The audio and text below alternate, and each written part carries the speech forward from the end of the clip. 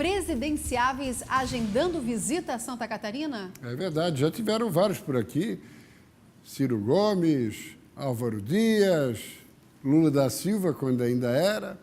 E agora, grande expectativa para aquele que sempre foi considerado o grande nome do centro, a corrida presidencial, o tucano Geraldo Alckmin. Temos aqui, inclusive, Grazi, um telão. Da esquerda para a direita, Marcos Vieira, deputado estadual e presidente do partido. Dalírio Beber, senador. Depois o Alckmin, presidenciável. Deputado Marco Tebaldi, federal. Senador Paulo Bauer e deputada Giovana de Sá.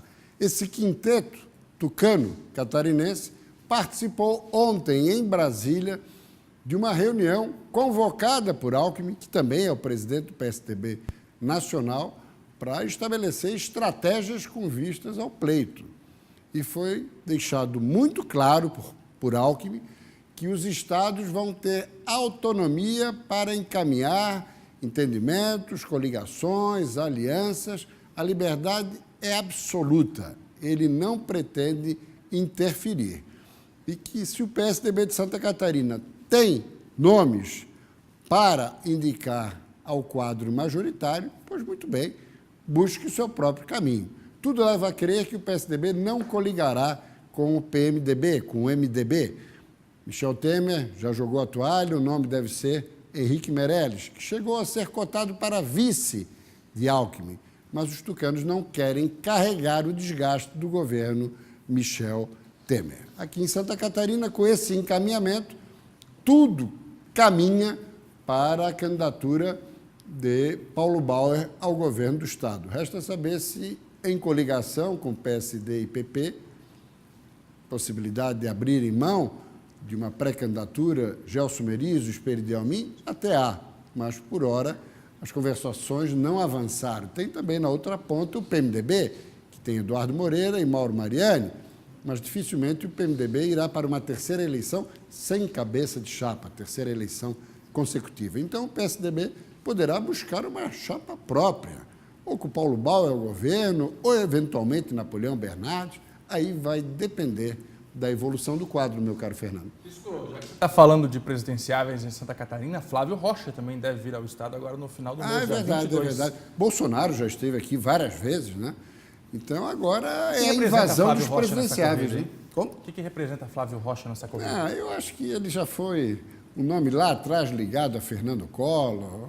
Eu não vejo nenhuma perspectiva de que possa se viabilizar. Ao centro, na minha modesta avaliação, tem Geraldo Alckmin, que tem vários obstáculos pelo caminho, Zé Serra, que começa a ser investigado duramente, ele próprio pode também ser alcançado por Paulo Preto, que promete fazer uma delação, que era o operador dos governos tucanos em São Paulo, e Alckmin foi 12 anos governador, embora o foco maior seja para os senadores Zé Serra e Aloysio Nunes Ferreira.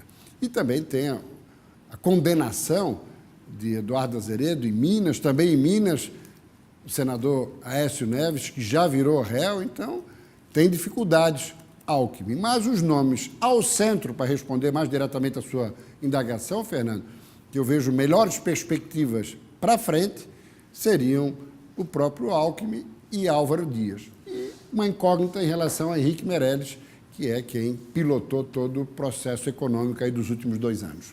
Bom, antes de encerrar, eu preciso te questionar sobre o ministro Dias Toffoli, porque a gente vem falando aqui há muito tempo que as decisões que o ministro toma no Supremo sempre são colocadas sob suspeita, porque ele foi advogado do PT, do próprio ex-presidente Lula, só que agora, nos últimos dias, ele vem tomando decisões aí respeitáveis. Interessantes. Muito respeitáveis. Temos aqui o telão, onde aparece Dias Toffoli, que é o ministro que nos referimos, e Carmen Lúcia, que é a presidente do Supremo, e que recebeu uma proposta de Toffoli para ampliar a abrangência ou a limitação do foro privilegiado, ou seja, alcançar o maior número de autoridades e restringir o foro privilegiado.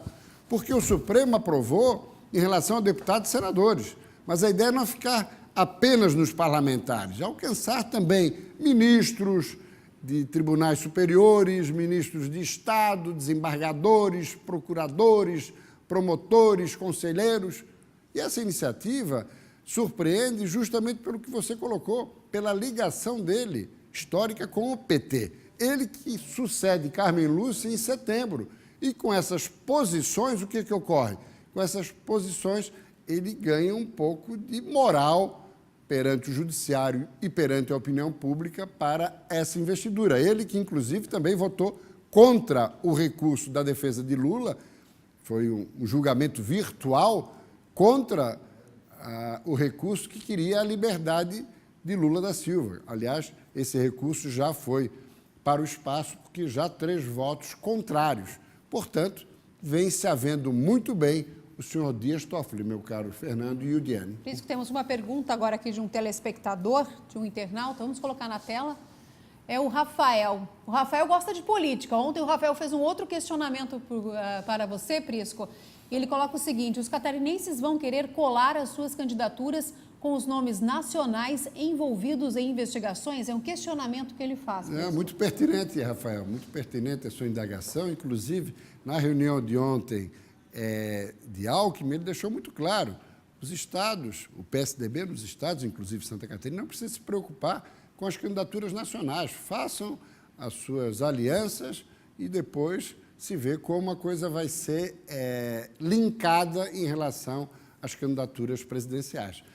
As candidaturas limpas, evidentemente que os candidatos aqui no Estado, seja o governo, seja o Senado, vão querer no palanque esses presidenciáveis. Agora, aqueles candidatos à presidência avariados, alcançados por investigações, aí realmente é desgastante. Aí vai ser aquela de evitar uma aproximação para não ser alcançado pelo desgaste. Mas é por aí, Rafael. Vai haver um controle em relação ao candidato que é limpo ou sujo. Sendo limpo, tudo bem, aqui no palanque. Sendo sujo, distância, para não haver contaminação. Obrigado, ok? Prisco. Lidiane, Fernando. Obrigada, Prisco. Até amanhã.